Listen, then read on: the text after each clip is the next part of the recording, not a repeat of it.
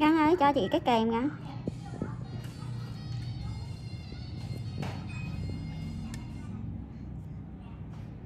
Ngân rút ra để sẵn tay cho chị luôn rồi.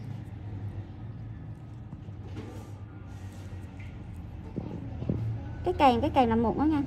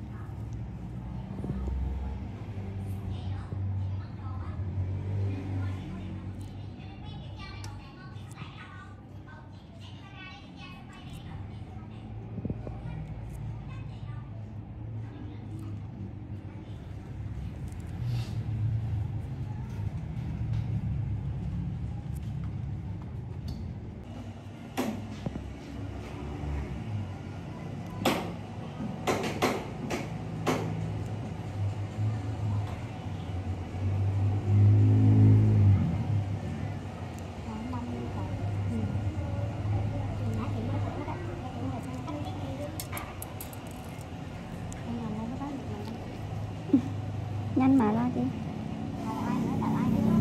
Cô này sao có thế em? Hay là bá Triệt Long nó ra sao có vô em vô?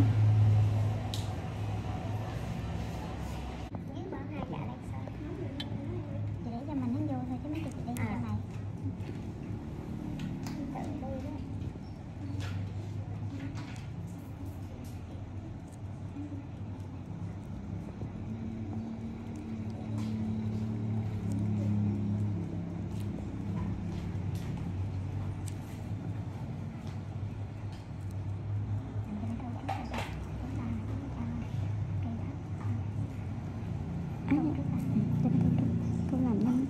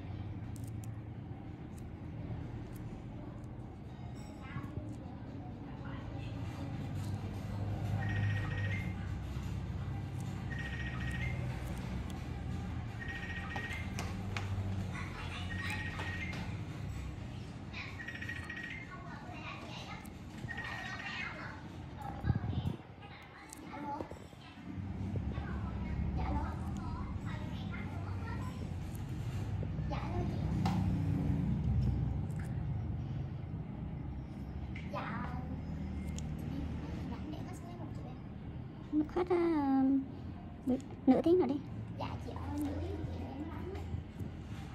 Nói là chị qua ngồi. Nói là chị qua ngồi chơi chờ xíu cũng được. Dạ, ý là cho chị qua ngồi chơi đó, nửa tiếng rồi chị em làm. Dạ chiều hả chị? Dạ Chiều hả chị thích giờ mua thì hạn giờ. Dạ chiều chị thích giờ mua hả? Dạ 4-5 giờ hả chị? À trước còn được. 4 giờ hay 5 giờ? Hỏi chị mặc 4 giờ. Dạ 4 giờ được hả chị? Không qua nói chị không qua nhắn gọi điện lại. Nhắn tin cho chị đi nha. Nhắn giùm cái cái chị không qua nói lại giùm em biết.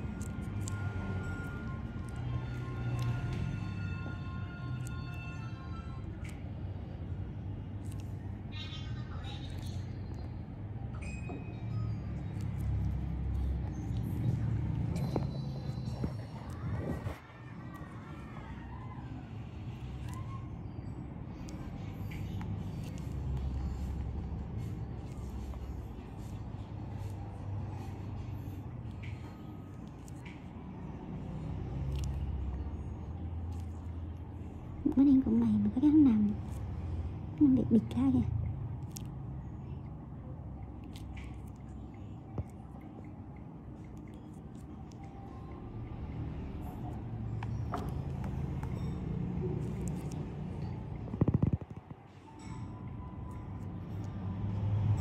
Ngăn Tê cây giùm chị luôn nha thầy. Tê cây giùm cô.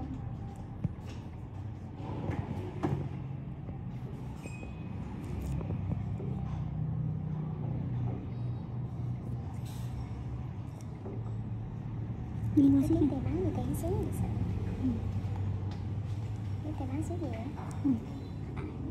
Khắc kế bao nhiêu sao này?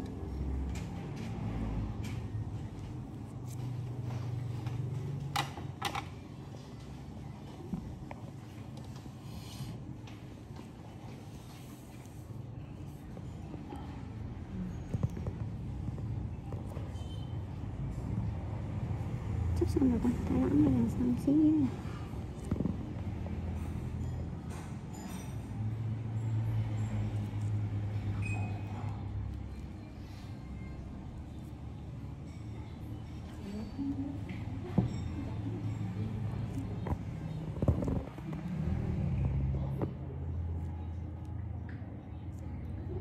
Để cho cô uống nước trước đi nè.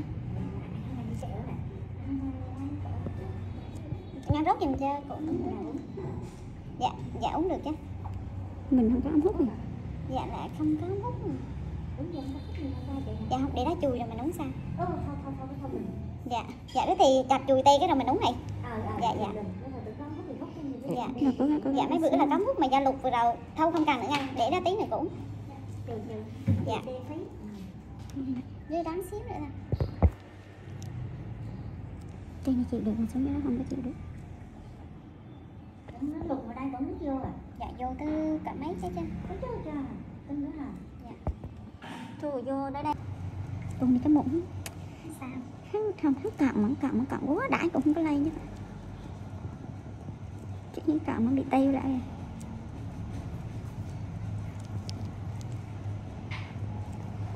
Này em nhúng nha đi. Dạ.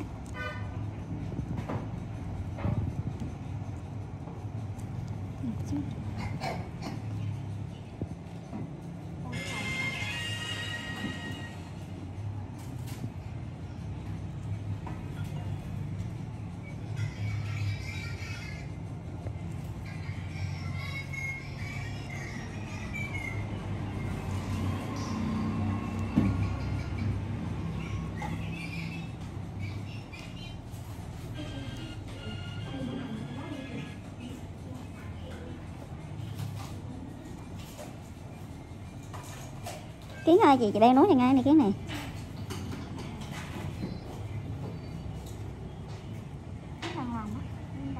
Kiến đang nhậu một cái mà nó thôi làm đi để bên đó có gì. Bên đó này. Chị thôi mà chị đổ kìa. Thế cũng nhanh thôi thôi. Em thôi hút nó xong ra chị múc nó hai được thôi đây. Cỡ 20 phút lại từ trên làm rạc. Em làm rạc cho chị nghe Kiến nghe. Đây là tiệm bé này còn đông hơn cái tiệm lớn mà bữa chị tới đầu còn chạy nóng.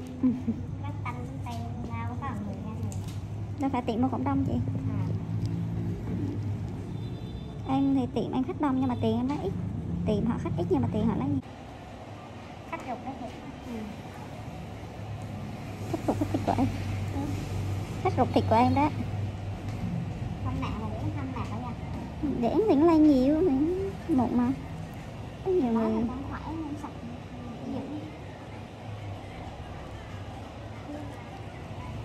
Thì anh thích nặng thì chuyện này. Thì em có nấu có tầm nho không có mụn có hộp mua là chị nặng ra thì xuống thì sao?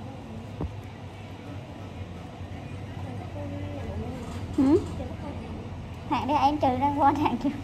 Đúng rồi đó. Khách đứng đây mà.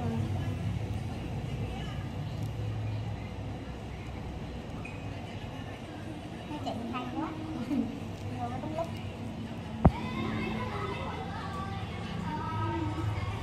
Đây cái trắng này.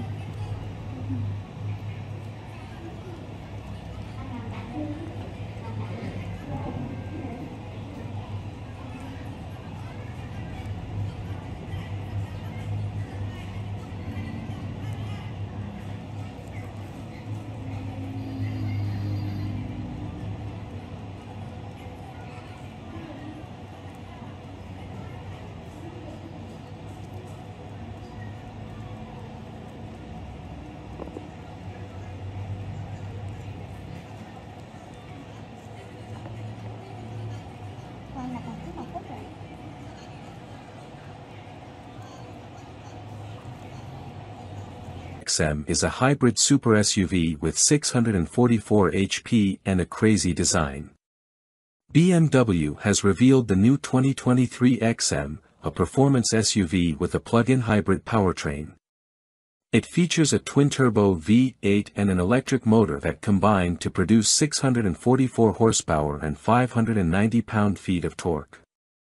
The XM starts at $159,995 and will go on sale in the US in the first quarter of 2023. BMW M is best known for sports sedans like the M3 and M5. But the performance division is going in many new directions as of late, and the new 2023 XM combines many of these fresh elements in a single vehicle, fitting, as this is meant to be M's new flagship. As an SUV that's available exclusively as an M, the XM also introduces a new plug-in hybrid powertrain that's the first hybrid ever to wear the M badge. The concept version of the XM proved controversial when it made its debut last year, and now we have all the details on the production version that's slated to go on sale in the US in the first quarter of 2023. The XM's powertrain consists of a twin-turbo 4.4-liter V8 combined with an electric motor integrated into the 8-speed automatic transmission. There's also a 25.7 kilowatt-hour battery pack that enables an estimated electric driving range of 30 miles. Total output sits at 644 horsepower and 590 pound-feet of torque, and there will be an even more powerful Label Red version coming later on with a claimed 735 horsepower and 735 pound-feet.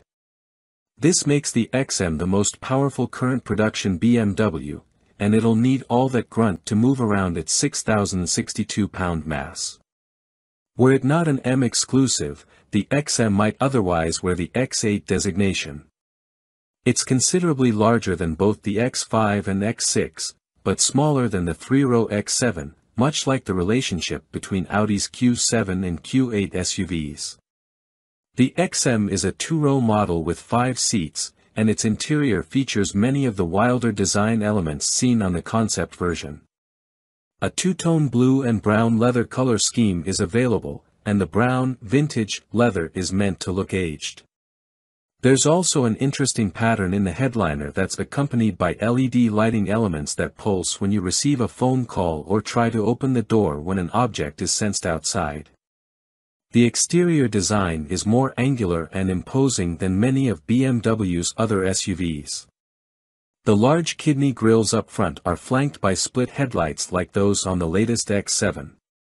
A strong, accented character line rises along the side and kicks up at the rear doors as a nod to the classic BMW Hofmeister kink. There are BMW logos engraved into each upper corner of the rear window, and the aggressive-looking taillights wrap around the sides. Quad exhaust tips and diffuser elements give the rear bumper a racy look. 23-inch wheels are standard, but 22 inches are optional, and BMW says the smaller size saves weight. Adaptive dampers are standard equipment, as is an electronically controlled limited-slip rear differential and a rear-biased all-wheel drive system. 48-volt active anti-roll bars are a feature new to BMW M, although the XM uses traditional steel springs rather than an air suspension.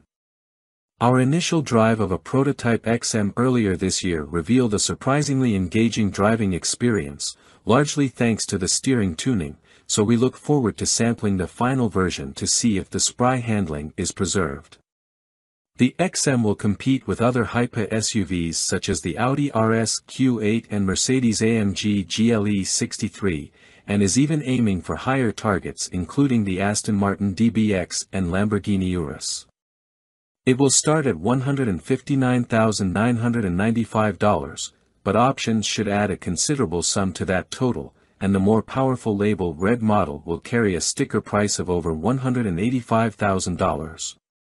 Like it or not, this super SUV now represents the pinnacle of the M lineup, and it'll start arriving at US dealerships early next year.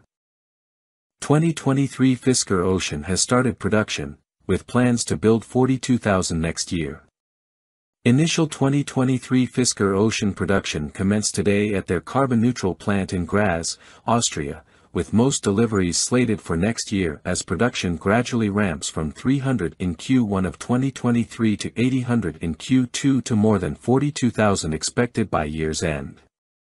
All first edition Ocean One units are spoken for, as are 2023 examples of the affordable FWD Sport and AWD Ultra, but orders are still being taken for the top-level AWD Ocean Extreme, which goes for $68,999, plus a yet-to-be-announced destination charge. Fisker says the top-level model will offer 350 miles of range according to EPA methodology, and can accelerate to 60 miles per hour in 3.6 seconds thanks to the 550 horsepower available from its dual-motor AWD platform. Official production began today for Henrik Fisker's long-awaited Ocean all-electric 5-passenger SUV, which had an uncertain gestation until a tie-in with assembly partner Magna International was announced in October 2020. Fisker's previous automobile, the Fisker Karma plug-in hybrid, is not affiliated with the Fisker Ocean project, the tooling having been sold off and reconstituted by Karma Automotive as Henrik Fisker himself moved on to focus on his all-electric Ocean SUV project.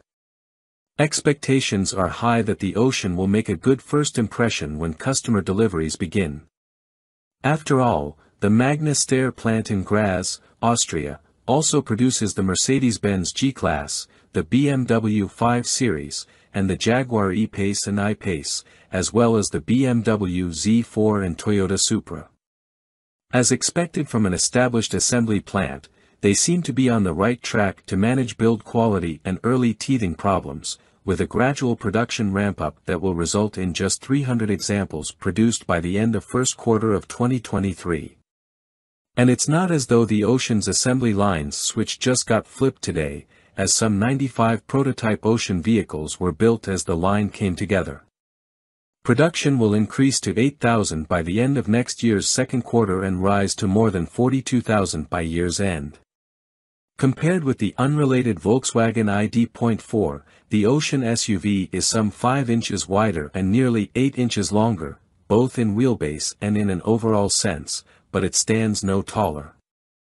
That gives it a sleek shape that, crucially, also provides increased underfloor space for a larger battery. The capacity of that battery has not yet been announced, but Fisker does report that all-wheel drive vehicles equipped with the larger hyper-range battery will be good for up to 350 miles according to EPA testing methodology, thanks in part to a rear motor disconnect that comes into play while cruising. At the other extreme, Fisker says that boost mode will unleash as much as 550 horsepower that can accelerate the machine to 60 miles per hour in 3.6 seconds. Details and specs. 2023 Fisker Ocean prototype. 2023 Fisker Ocean. The front-wheel drive Sport, which is currently sold out for 2023 thanks to its low starting price of $37,499 before destination, will use the smaller Touring Range Pack and deliver 250 miles of range. Its single-motor powertrain makes 275 horsepower and takes the entry-level Ocean to 60 miles per hour in 6.9 seconds.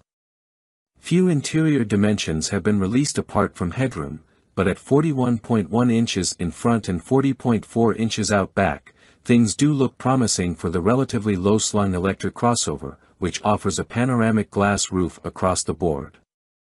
The tinted glass panels are fixed on the entry-level Sport, sliding on the mid-level Ultra, and supplemented with photovoltaic panels on the Extreme and the First Edition One. With luck, we will be able to evaluate and test an early production model in the first part of 2023.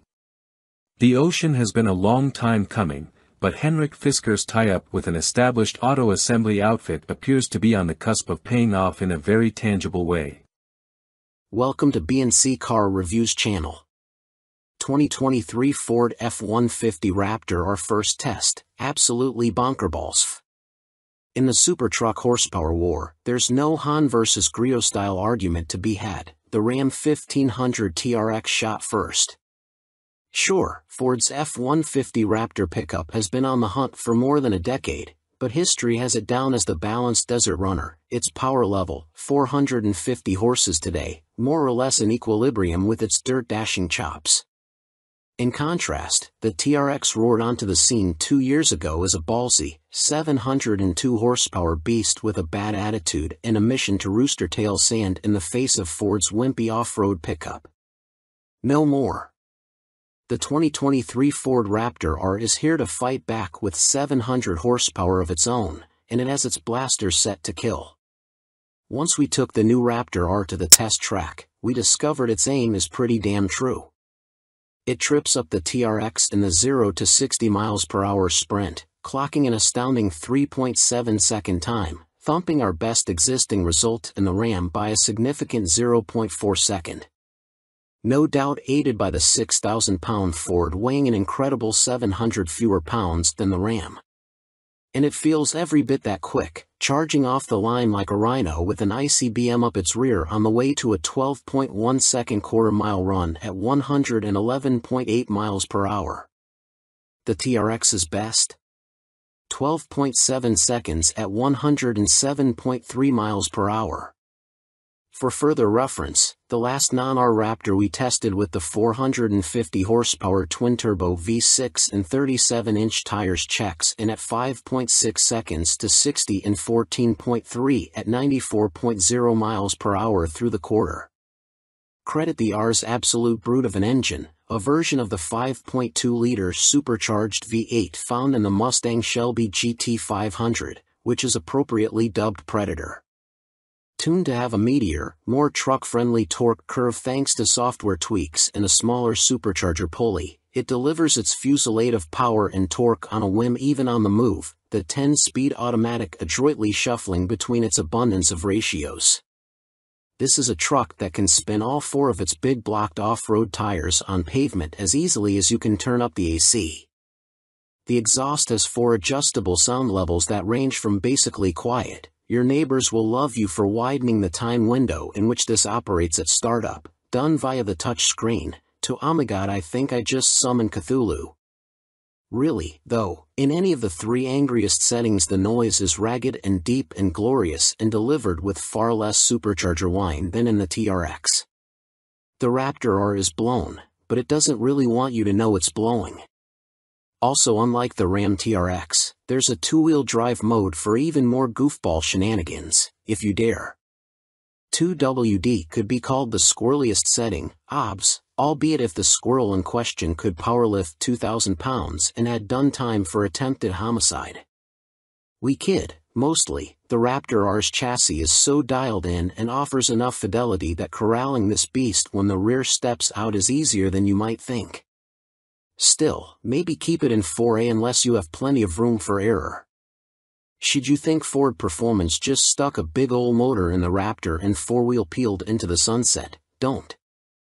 The R is a holistically tuned machine that delivers fantastic ride quality on the road without getting floaty, while at the same time serving up outstanding rebound performance and body control when humping over the gnarliest stuff you can find.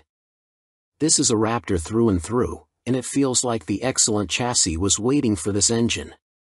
If there's a weak spot in how the 2023 Ford Raptor R drives, it's that the steering is just vague enough, and the steering wheel thick and large enough in diameter that the truck rarely feels like putty in your hands. You never, ever forget its size, whether that's maintaining a lane on the highway or dodging rocks and trees on forest paths. This isn't the case with the Ram TRX, which is actually an inch wider and a skosh longer but somehow manages to drive smaller. Outside of the V8, the rest of the package is familiar from the Raptor 37, a sort of Raptor R Lite introduced for 2021 as something of a stopgap while Ford readied the 2023 Raptor R's engine. The R and 37 share their larger tires, body add-ons, and pretty much everything else outside of the engine bay. So, the Raptor R has comfy, well-bolstered seats, a relatively high-quality but extremely busy interior, an infotainment system that gets the job done, with some annoying quirks, such as requiring you to spin the tuning knob to get to the direct input for satellite radio stations, and all the various cubbies, bins, and features, the power folding shifter, flip-out console lid table, and rear underseat storage, for example, that make non-Raptorized F-150s so practical. Downsides? The turning circle is big enough to fit a football field. You might crush a small sedan while parking it, and the 8 pattern in the bedside graphics is corny. Find the 1V and win a prize. Well, all that and the fact it costs $109,145 to start, enough to buy a regular Raptor and any number of sporty cars to go with it. Heck, it's enough to buy a base TRX and a Ford Maverick. But in a fight, and make no mistake, Ford and Ram are in a pitched battle. Often it's not who shoots first who wins, it's who shoots last. With the 2023 Ford Raptor R, the blue oval just may have landed a crippling blow. Welcome to B&C Car Reviews channel. Four-wheelers pickup truck and SUV of the year 2023, Day 3, more dirt testing. Working at an off-road magazine like Four-Wheeler has its benefits. One we look forward to each and every year is the new 4x4 vehicle testing we do to determine our Four-Wheeler of the Year winner. As you may know, our testing of new four-wheel drive vehicles for 2023 started with a track day, and continued with our first day of testing in the dirt. This trip allows us, a passel of off-road experts and enthusiasts, to spend some time with new production vehicles that come with four-wheel drive with a low-range transfer case. The aim of the SUV of the Year and Pickup of the Year tests is to allow us to push the limits of these vehicles, within reason, so we can pass on our knowledge and experience to our readers. Let's face it, folks, no one is going to take their brand new $80,000 to $107,000 4x4 rock crawling or mud bogging, so our aim is to drive these vehicles to the extent that we can judge their overall capability and give our expert feedback on what we see in the fleet. This year we have 7 vehicles total, including 2 pickup trucks and 5 SUVs. The trucks are the Ram heavy-duty Rebel with a Warn winch and a rear locker, and the Chevy Silverado 1500 ZR2 that has 2 lockers, active suspension, and a 6.2-liter V8.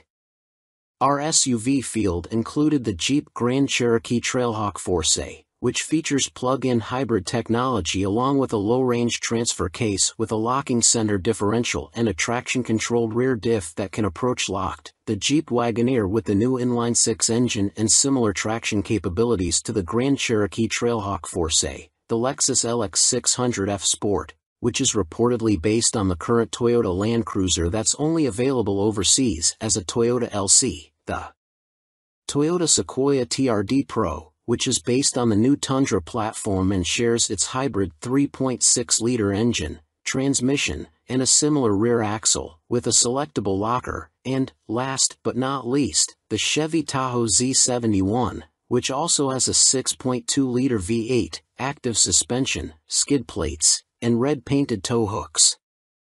For Day 3 of our OTY testing we headed towards the vast off-road expanse known collectively as Johnson Valley, California. Yeah, this is the home of the Daunting Hammers trails, but we wouldn't be hitting any of those. Instead, we traveled via dirt to the area and continued on what we would consider mild off-road trails throughout the day.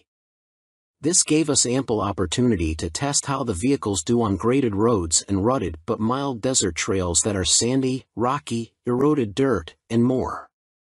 This day is more about getting off-road miles under the belts of the vehicle testers and getting a feel for what a new owner might do with their new SUV or pickup. It's a great time to see how the suspension rides and works, possibly get the vehicles flexed out a little, and see how they all drive on a variety of terrains. So far, all of the vehicular contestants have done better than expected.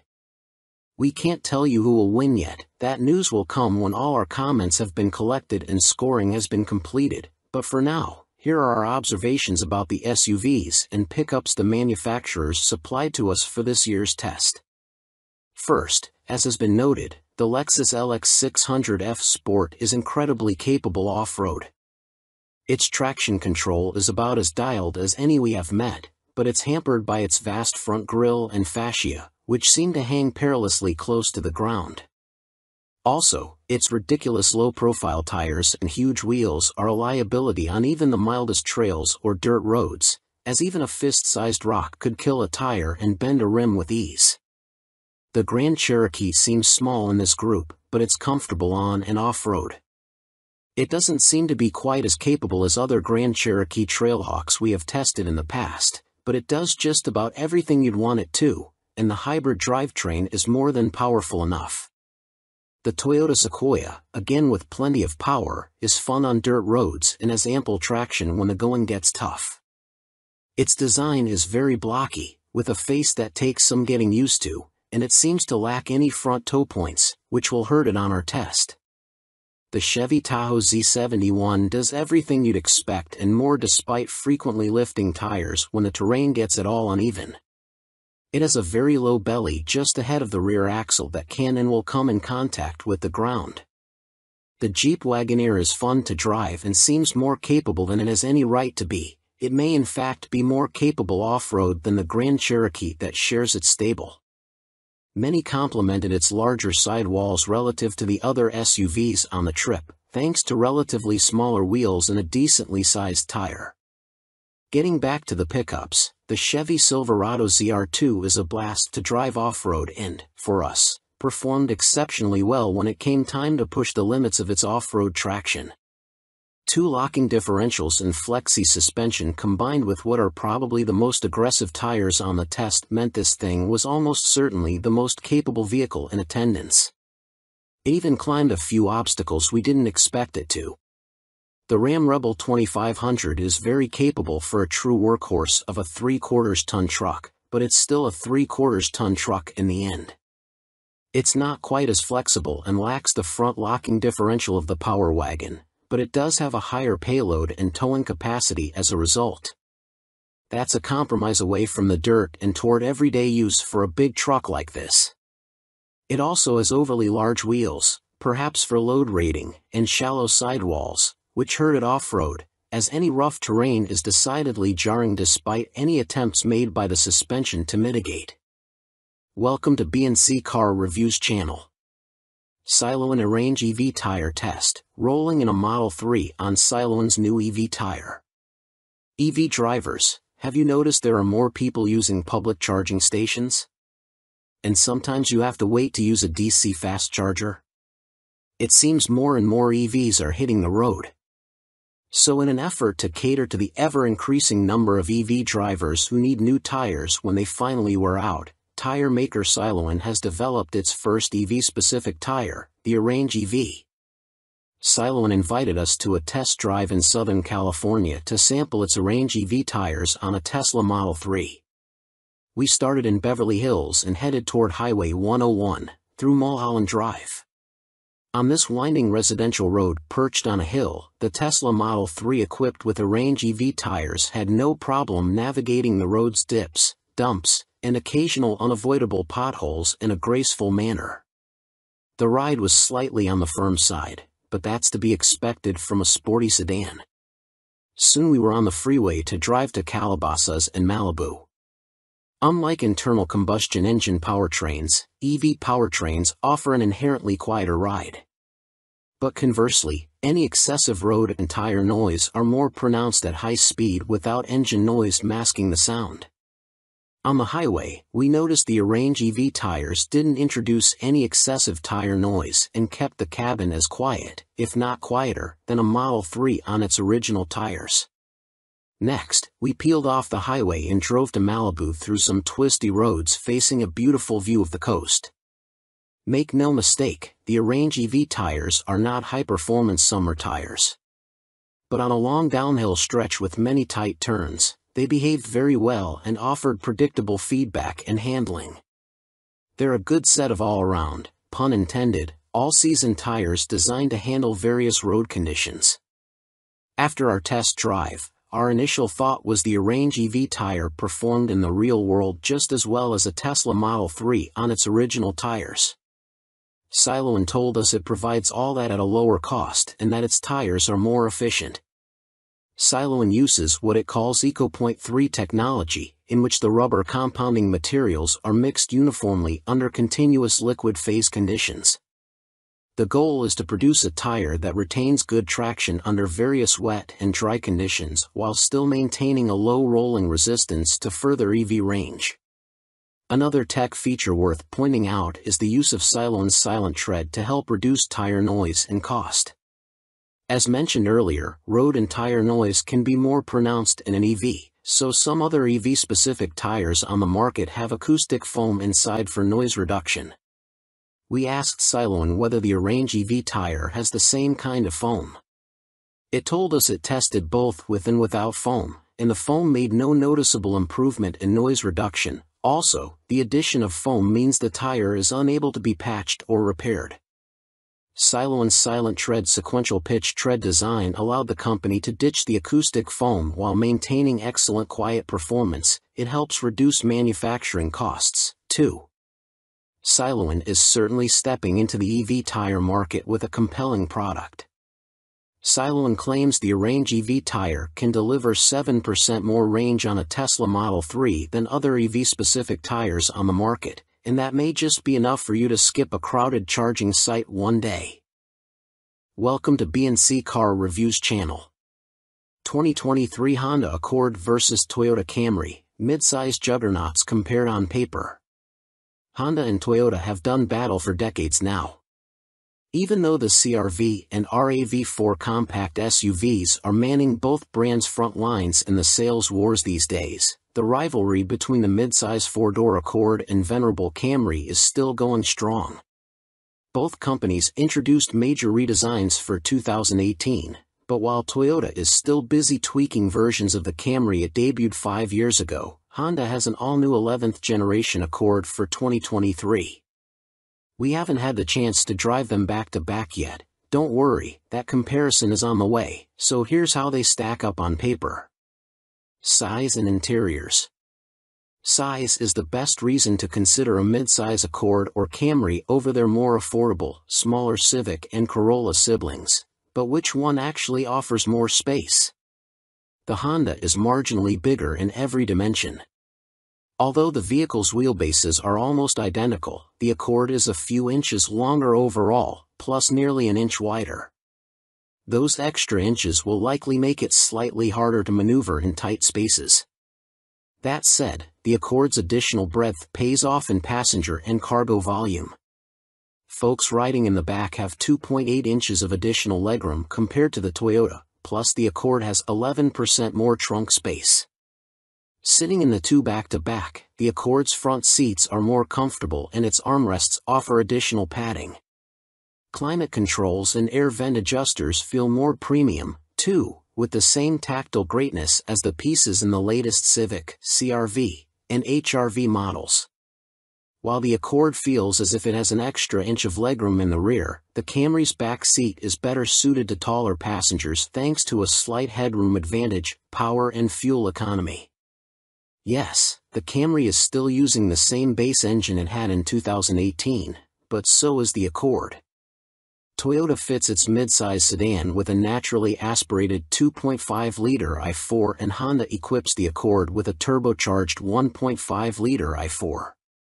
The Honda is less powerful but more torquey than the Toyota, plus we anticipate it'll be slightly more efficient in the city. Only the Camry is available with AWD, while the Accord remains front-wheel drive only. In a major switch, the Camry could be the better choice for power-hungry enthusiasts. As part of the 2023 update, Honda no longer offers the Accord with its gutsy turbo 2.0-liter i4 option. If you want a gas engine, the 1.5T is your only choice. Toyota still sells a few Camry variants with its 3.5-liter V6, which delivers 301 horsepower and 267 lb-ft of torque, including the convincingly sporty TRD model. Plus, the non-hybrid Toyotas use conventional torque converter automatic transmissions, while every Accord powerplant is paired with a continuously variable automatic transmission, CVT, though it is about as good as this type of transmission can be. Accord Hybrid vs. Camry Hybrid. Honda paid more attention to the Accord Hybrid with the 2023 redesign, estimating it will account for around 50% of sales. The new version gets Honda's dual-motor hybrid system producing 204 horsepower and 247 lb-ft. Toyota's Camry Hybrid optimizes a single motor and delivers 208 horsepower. We don't have performance numbers for the Accord yet, but the previous generation model was significantly quicker than an equivalent Camry. But let's be honest, hybrid buyers are more interested in fuel economy. The 2023 Accord Hybrid hasn't yet been evaluated by the EPA. The 2022 model returned an impressive 44-48/41-47 mpg city/highway, and we expect similar numbers from its successor. The Camry Hybrid is rated at a shocking 44-51/47-53 mpg. Technology. This pairing is pretty even on the tech front looking at entry-level trims, but splurging on a higher-end model exposes a huge difference. In the cases of the Camry LE, SE, and TRD as well as the Accord LX and EX, the automakers fit their sedans with 7.0-inch touchscreen infotainment systems. In both cases, Apple CarPlay and Android Auto are standard. The Camry XLE and XSE upgrade to a 9.0-inch touchscreen, and buyers who opt for the V6 and each higher trim benefit from a 9-speaker JBL premium audio system. Sounds good, until you look at the newer Accord. All variants but the LX and EX work with a 12.3-inch system with wireless Apple CarPlay and Android Auto. In the case of the top-spec Accord Touring, Honda also fits a 12-speaker Bose premium sound plus Google integration for voice recognition and navigation. The Touring includes a head-up display, which isn't offered on any Camry, and a digital instrument cluster is standard on all trims. We've also found the Accord system especially crisp and responsive. Safety. Good news, both of these are exceptionally safe midsize sedans. The Camry achieves a 5-star overall safety rating from the NHTSA and a 2022 IIHS Top Safety Pick Plus. Although the Accord hasn't been evaluated, Honda developed the new generation targeting those same accolades. For what it's worth, though, the Camry scores poor in the IIHS updated side test that will join the top safety pick requirements for 2023, and Honda says the Accord will ace it. Both automakers include their collections of driver assist features as standard. Toyota Safety Sense 2.5 Plus is included on all models, which means every Camry has automatic emergency braking, adaptive cruise control, lane keep assist, automatic high beams, and road sign assist. Blind spot monitoring and rear cross-traffic alert are included at higher trims. Welcome to B&C Car Reviews channel. 2023 Honda Civic Type R, a brush with greatness. Honda's history is deeply rooted in internal combustion engines, and as we make the shift toward electrification, the company's most exciting gasoline-only vehicle has just undergone what is likely to be its final redesign. The Honda Civic Type R has rejoined the lineup for 2023, following the 2022 model year revamp of the supporting Civic sedan and hatchback. Based on the handful of laps we took around Harris Hill Raceway outside Austin, Texas, including as a passenger to two-time Formula One champion Max Verstappen, it seems Honda absolutely nailed it. For starters, we fist-bumped Max as we pulled the bright red seatbelt across our chest. "Full send, right?" we asked. A shrug from Max and a "you sure" served as acknowledgement as he revved the 315 horsepower Turbo 4, slipped the clutch, and spun the front Michelin Pilot Sport Cup 2s, launching us out of the pits. The deep baritone from the engine and exhaust sounded great from under a helmet, and he ran out the engine until it coughed at the red line. In Verstappen's hands, the Type R rarely tracked in a straight line as he kept the engine on full boil, stringing the turns together in a sinuous uninterrupted dance of slip angles and oversteer.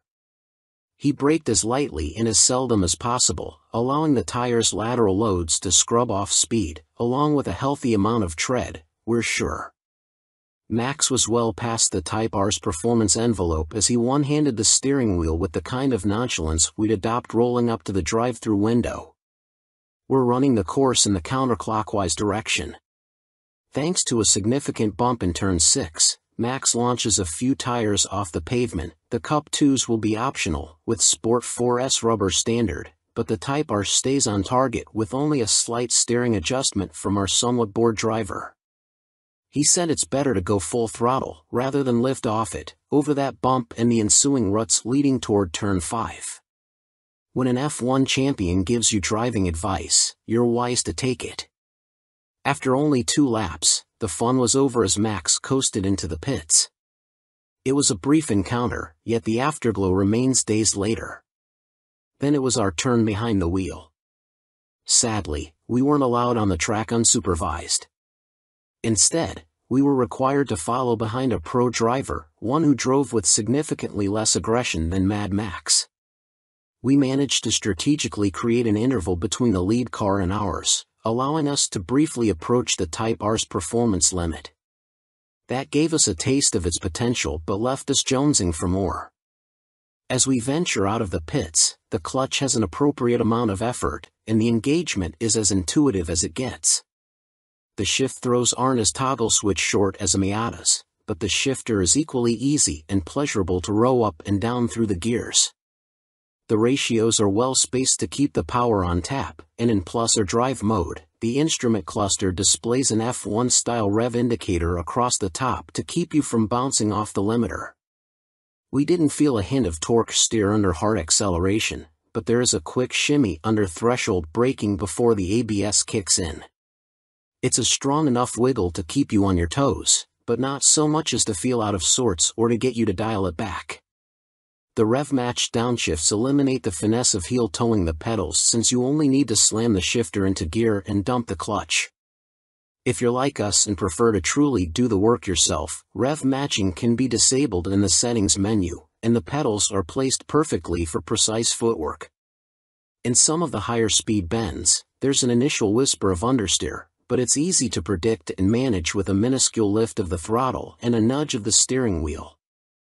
In slower corners, trail braking all the way to the apex gets the tail to subtly rotate and you can maintain some oversteer once you get back on the gas. No need for those silly artificial drift modes, and the tires surrender grip progressively rather than in an instant. Just as we were becoming one with the Type R, the radio crackled, instructing us to give it a cool-down lap before rolling back to the pits. This brief tease bodes well for the $43,990 Civic Type R's capabilities, and we'll have a more complete picture in the coming weeks. In the meantime, we're left with the satisfaction that despite the latest Civic R's tamer styling, performance is edgier, more reactive, and thoroughly enjoyable. With the disappearance of the Subaru WRX STI and the Mitsubishi Evo, we're glad to see Honda bringing back its hottest of hatchbacks for a glorious victory lap. Welcome to B&C Car Reviews channel. 2023 Honda Civic Type R First Drive, Return of the King. If you ask us, and you did, the last-gen Civic Type R was the undisputed king of sport compact cars. Nothing it competed with drove as well as that car did. That is, understandably, a tough act to follow, but the 2023 Honda Civic Type R has pulled it off. The long, slow drip of information about this car has obviated the need to go deep into technical detail here, so we'll keep it short and sweet. Honda engineers effectively took all the best parts of the old Civic Type R, CTR, improved them by, let's say, 10%, and put them in the new generation Civic body.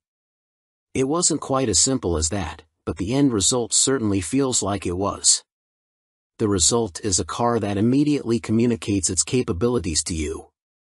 You know from the second corner that you can drive this car flat out with no warm-up or familiarization. It's that good. It doesn't even matter how talented a driver you are, because this car can make both an amateur and a pro feel completely confident going all out and finding every last bit of adhesion. Civic Type R, track rat. And, boy, does Honda want you to. Clearly the engineers had to find a way to make this car even more awesome than the old one, and they found it on the track. It's exceedingly obvious that all the improvements made to this car were done in the name of chasing tenths and even hundredths of a second in lap times. Circling Northern California's tricky Sonoma Raceway, better known as Sears Point, the magnitude of lateral grip is just staggering. This is, at its core, a front-drive compact hatchback sedan, a commuter car. The amount of speed it can carry through corners boggles the mind. Fitted with its optional Michelin Pilot Sport Cup 2 tires, the CTR never lets go. The most wiggle you'll get out of it is a tiny little rotation of the rear end on turn end that points you at the apex, or a mild push wide at the exit if you're completely ham-fisted with the throttle. Otherwise, the car just grips and grips and grips. It never breaks loose or snaps. It honestly feels like the only way the Civic Type R can get sideways is if you went off the track. You need a low grip surface to break the stranglehold these tires have on the ground, and even then you get the impression it wouldn't be that dramatic an event. The only time you're confronted with issues of grip is when exiting low-speed corners. The limited slip front differential does excellent work putting the power down, but beyond that it's your responsibility to set up for the corner correctly. Get it right and the car pulls away hard, but apex too early and get on the power too soon and it'll gently push wide, which can be easily corrected by backing off the throttle and promising to get it right on the next lap. Street sports. It's not much different on the streets, even with the standard Michelin Pilot Sport 4S tires installed. The CTR just makes it easy to drive fast. You get the innate impression you'd have to drive like an absolute tool to wreck this car. Bumps? No problem. Bumps in the middle of a high-speed corner? Also no problem. Small jump that you totally didn't see coming because you were going so fast? Again, zero issues. It just grips. Thank goodness, because if it didn't, we'd be writing a much different review. As it is, the tires make up for the CTR's one deficit, overly stiff dampers. Obviously tuned for glass-smooth racetracks, in anything but comfort mode they're just too stiff for the street. In full-strength plus or mode, the car pogos over bumps like the old Ford Focus RS. There's so much vertical movement taller drivers need to watch their heads. It's the one area where this car went backwards, generation to generation. In the old CTR, you could jump in, push the plus or button, and go. Didn't matter the road or the surface. It was set up perfectly for anything. You can't do that with the new version. You need to go into the infotainment system, find the vehicle settings menu, then the driver assistance menu, then customize the individual drive mode. That way, you can put the engine in plus or mode and the dampers in comfort, and maybe the steering in comfort, too, since like too many cars it gets needlessly heavy in sportier modes.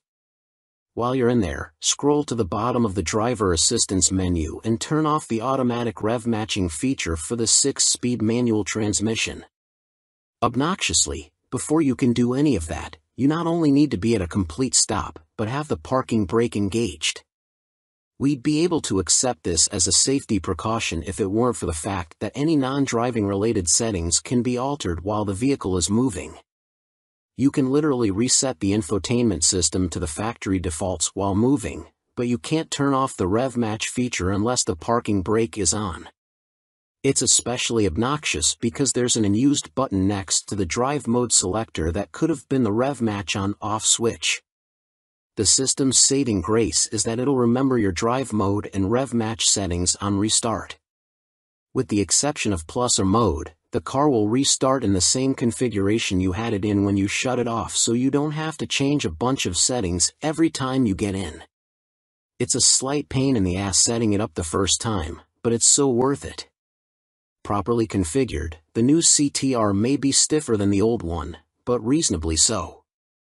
Keeping it copacetic. Otherwise, Honda didn't mess with success. Yes, the engine makes slightly more power than before, 315 horsepower now, an increase of 9, but it's more of an optimized tune than any revolutionary update. Power still builds progressively with revs, the engine feeling stronger and stronger as you climb toward redline. If you experience turbo lag, it's because you're in the wrong gear and you let the revs drop too low.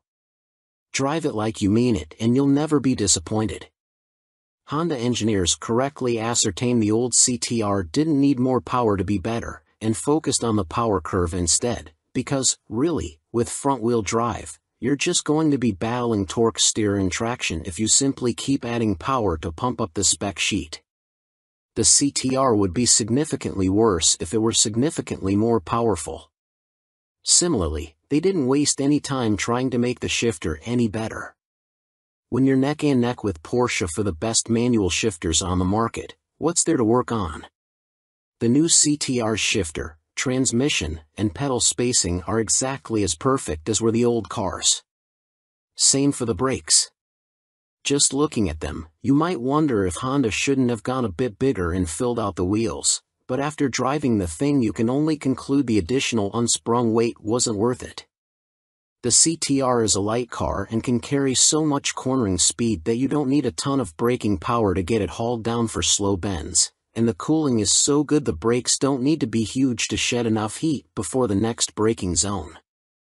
There's a lot of that old Lotus philosophy at work here: make the car lighter and you won't need to overcompensate with power or brakes to deliver magic. And yet it's so much more. Don't let what we've said thus far convince you Honda didn't improve the breed, though. The underlying structure is new and it lends the car a new shape. Popular as the old CTR was, there was often a yes, but appended to opinions, which always centered around the somewhat juvenile styling. Subtle it wasn't. This car, for better or worse, is far more mature and restrained stylistically, so much so that the big rear wing looks almost like a Pep Boys special and not something designed in an OEM wind tunnel. Regardless of what you think of the outside, the inside is a resounding success. The new Civic's interior is a vast improvement on the old models, especially the dashboard. Pairing it with the previous CTR's fantastic seats is a winning combination. Retaining hatchback practicality, though it's more of a four-door coupe now, means there's still a ton of cargo room for everything from luggage to spare wheels and tires when you head off to track events. Like you, we wondered what Honda would do to somehow make the CTR even better. We might have guessed, hoped, even, at thoughtful, incremental improvement, and that's exactly what happened. The new Honda Civic Type R is everything great about the old car turned up a notch, plus a new interior, all for just under $45,000. It's the best performance bargain on the market, assuming you can find one without an insane dealer markup, and we couldn't ask for anything more. About Honda. Honda offers a full line of clean, safe, fun, and connected vehicles sold through more than 1,000 independent U.S. Honda dealers. Honda has the highest fleet average fuel economy and lowest CO2 emissions of any major full-line automaker in America, according to the U.S. Environmental Protection Agency's 2021 Automotive Trends Report. The award-winning Honda lineup includes the Civic and Accord, along with the HR-V, CR-V, Passport and Pilot sport utility vehicles, the Ridgeline pickup, and the Odyssey minivan. Honda's electrified vehicle lineup includes the Accord Hybrid, CR-V Hybrid, and in the future, Civic Hybrid.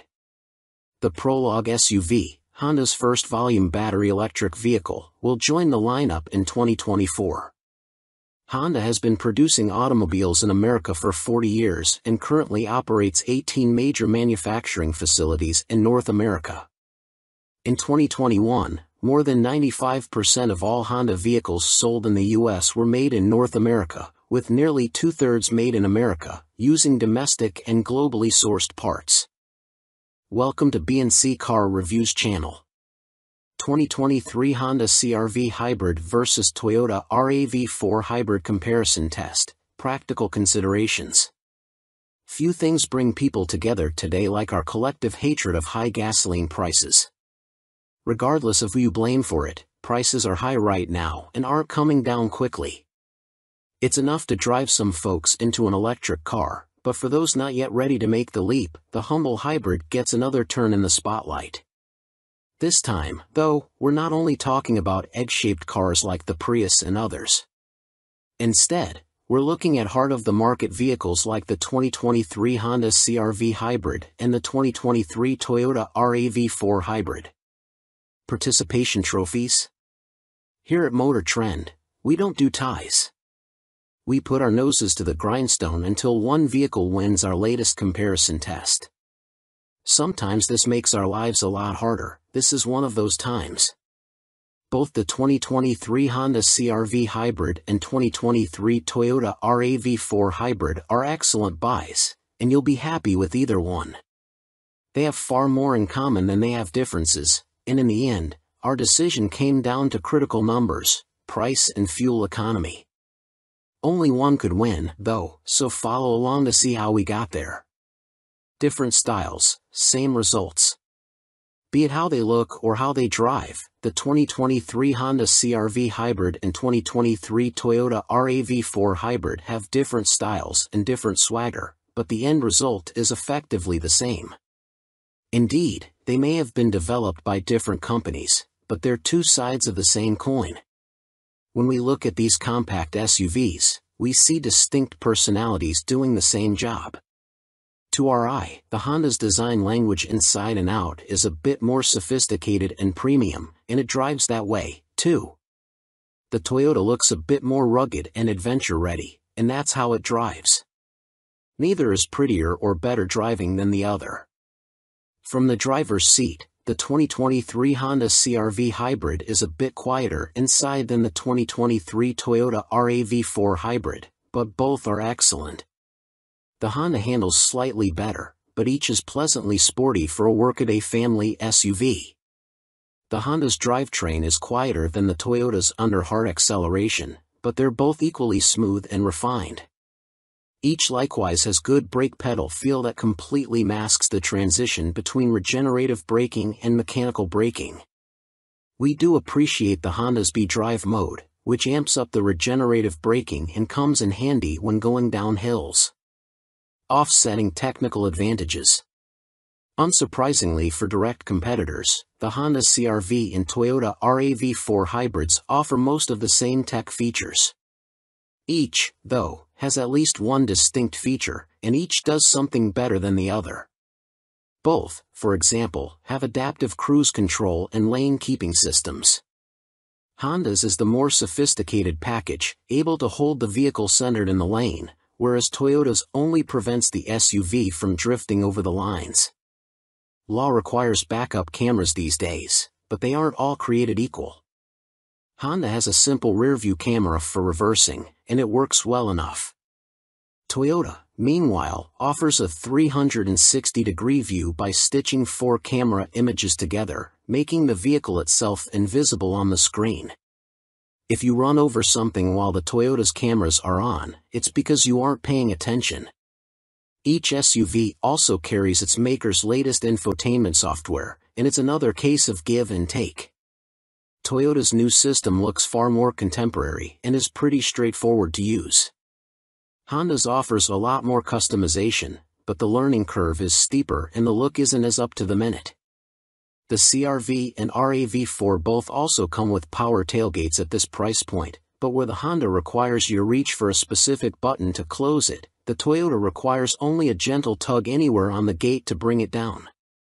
It's a minor convenience, but one we'd like to see on more vehicles.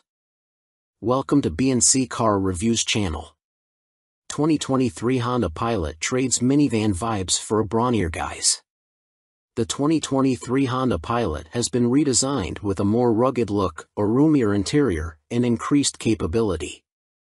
The Pilot also has a new powertrain, a redesigned 285 horsepower 3.5-liter V6 and a 10-speed automatic transmission. The Trail Sport trim makes the Pilot truly capable off-road thanks to all-terrain tires, steel skid plates, and a lifted suspension. Ever since the original Honda Pilot debuted back in 2003, it has basically been a minivan dressed up as a 3-row midsize SUV. However, its shared bloodline with the sliding door-toting Honda Odyssey wasn't outwardly obvious until the outgoing third generation. That's when the Pilot showed its true colors, with a bulbous shape and bland bodywork that deviated from its boxier predecessors. That's also one reason it failed to stand out in a competitive segment full of more interesting alternatives. Well, Honda has flipped the script, with the new 4th generation 2023 Pilot getting bigger, brawnier, and better at doing off-road stuff. Let's start with the obvious. The 2023 Honda Pilot no longer looks like a lifted minivan. Along with being a lot squarer than before, it has an upright front end and front roof pillars that sit farther back, giving it a longer dash-to-axle ratio.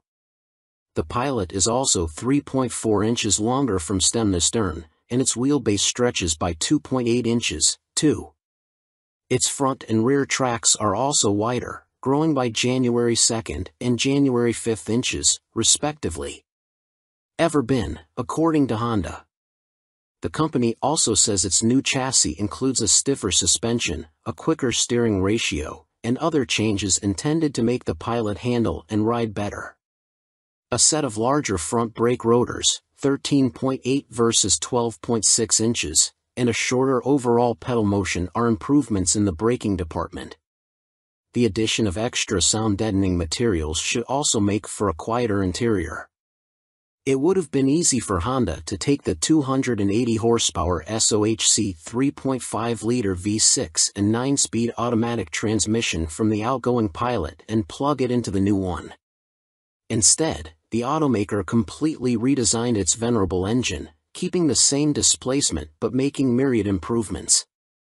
In a nutshell, the new DOHC V6 has better packaging. While the 3.5-liter makes the same 262 pound-feet of torque, horsepower rises to 285. A cylinder deactivation system also joins the party in pursuit of better fuel economy. However, Honda hasn't yet announced EPA estimates. All Pilots now have a 10-speed automatic transmission, paddle shifters included. The 2023 Pilot won't be the first with a Trail Sport badge trim, it'll just be the first one where it actually means something. That's because, unlike the glorified appearance package that came before, the new Trail Sport model is truly capable on most trails, as we learned during a prototype drive. Equipped with all-terrain tires and steel skid plates, the off-road-oriented Pilot can go places its predecessors couldn't. Adding to its capabilities are a 1-inch lift that increases ground clearance and provides better angles front and back for clearing obstacles. The Trail Sport's suspension has also been revised to do more than regular models. What if it gets a flat? There's a full-size spare tire. What if it gets stuck? There are sturdy tow hooks built into the front bash plate and one on the standard trailer hitch. To help the Trail Sport avoid getting stuck, Honda fits it with a specially calibrated all-wheel drive system. We won't get too complicated, but when the Trail Drive mode is activated, the setup effectively manages traction to the appropriate wheels. Also useful in this mode is the aptly named TrailWatch camera system, which provides 4 different angles otherwise not viewable by the driver. It can be manually turned on or it can display it on its own at speeds below 15 miles per hour. Speaking of low speeds, when combined with slope surfaces, every 2023 Pilot has hill descent control for the first time. An inside job. Sure, a model that can shuttle the whole family into the wilderness is cool, but that's not the Pilot's full-time job. It's a people mover. And moving said people is much easier when the space inside is big and comfortable. Well, Honda says the second row has an extra 2.4 inches of legroom and the third row adds a ½ inch of leg space. For those sitting in the middle row, those seats recline farther. The 2023 Pilot still has room for up to 8 people, and the middle seat in the second row is removable. However, instead of having to leave that seat behind, there's now room for it under the rear cargo area. The latter is also bigger than ever, measuring 22 cubic feet behind the third row and a massive 114 cubes with the second and third rows stowed. Honda improves small item storage, too, with the return of a useful parcel shelf built into the dashboard. No one should have a problem finding a cup holder either, as the Pilot has up to 14 of them. Overall, the inside of the new Pilot looks ritzier. The materials appear to be more upscale, and the design is undeniably more mature. The standard gauge cluster is part digital, part analog, as seen in other Honda models. Those who opt for the top-of-the-line Elite trim exclusively get a 10.2-inch digital cluster and a head-up display. Apart from the base-level Sport, which features a 7.0-inch touchscreen, every Pilot has a 9.0-inch touchscreen infotainment system with wireless Apple CarPlay and Android Auto. Availability and pricing. Honda hasn't yet told us how much it'll charge for the 2023 Pilot, which will be offered in Sport, EXL, Trail Sport, Touring, and Elite trim levels. The previous generation ended with starting prices between about $39,000 and $53,000, and we expect to see those costs rise by a couple $1,000s across the board.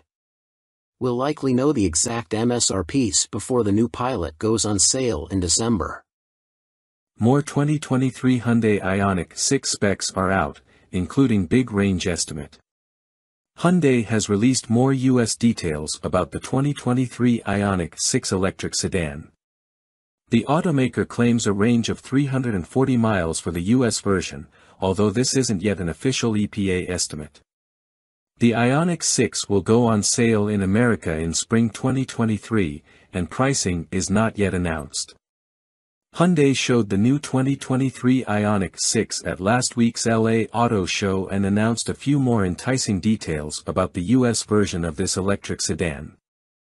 The biggest deal is the claimed 340-mile range for the single-motor version, which beats its Ioniq 5 sibling by a considerate amount. That model is rated at up to 303 miles. A 77.4 kilowatt-hour battery pack is standard on the Ioniq 6, and the version with the longest range is the 225 horsepower single-motor rear-wheel drive configuration. The optional 320 horsepower dual-motor all-wheel drive setup drops the estimated range to 310 miles. The Ioniq 6 rides on the same eGMP platform as other Hyundai and Kia EV models, but its low 0.22 drag coefficient helps its efficiency and thus its estimated range. Hyundai says it is still waiting for full EPA certification, but these estimates are US-specific, so the final numbers aren't likely to vary much. We look forward to testing the Ioniq 6 on our 75 miles per hour highway range test to see what it can do in the real world. We don't yet know trim levels or pricing details on the Ioniq 6, as those should come closer to its US on-sale date in spring 2023. But Hyundai did release the colors options that will be available. For the exterior, the choices include a matte finish gravity gold, onyx black pearl, serenity white pearl, curated silver metallic, transmission blue pearl, ultimate red metallic, and digital green pearl. For the interior, the three options include black, gray, and a two-tone dark green and gray combo. Welcome to B&C Car Reviews channel. 2023 Jeep Compass gets a new Turbo 4 with nearly 100 more horsepower. The Jeep Compass will get a new engine for 2023, a turbocharged 2.0-liter inline-4 to replace the old 2.4-liter four-cylinder. It makes 270 horsepower and 295 pound-feet of torque, a big boost compared with the old engine's 177 horsepower. The 2023 Compass starts at $31,590 for the Sport and ranges up to $40,340 for the high altitude. Jeep is preparing to bump the Compass SUV's power output with a new engine for 2023. According to a document we found on the EPA's website, the 2023 Compass will have the same 270 horsepower turbocharged 2.0-liter inline-4 found in the upcoming 2023 Dodge Hornet. This engine was also slated to be in the Alfa Romeo Tonale, but now that model will reportedly be offered only with a plug-in hybrid setup in the US. The 2.0-liter's 270 horsepower and 295 pound-feet of torque are a huge bump over the Compass' previous engine, a naturally aspirated 2.4-liter inline-4 with 177 horsepower and 172 pound-feet of torque. An 8-speed automatic transmission is standard, and the previous front-wheel drive model has been dropped. Pricing for the 2023 Compass starts at $31,590, which is just $1,210 more than the equivalent 2022 model. Not a bad deal considering the new powertrain. The off-road oriented Trailhawk model starts at $37,340 and the loaded high altitude is $40,340. Jeep has yet to release official details about the 2023 Compass, so we don't know if there are any other significant changes in store. It did receive a facelift for 2022 that included refreshed styling and a new infotainment screen. We've reached out to Jeep for comment and will update this post as more info becomes available.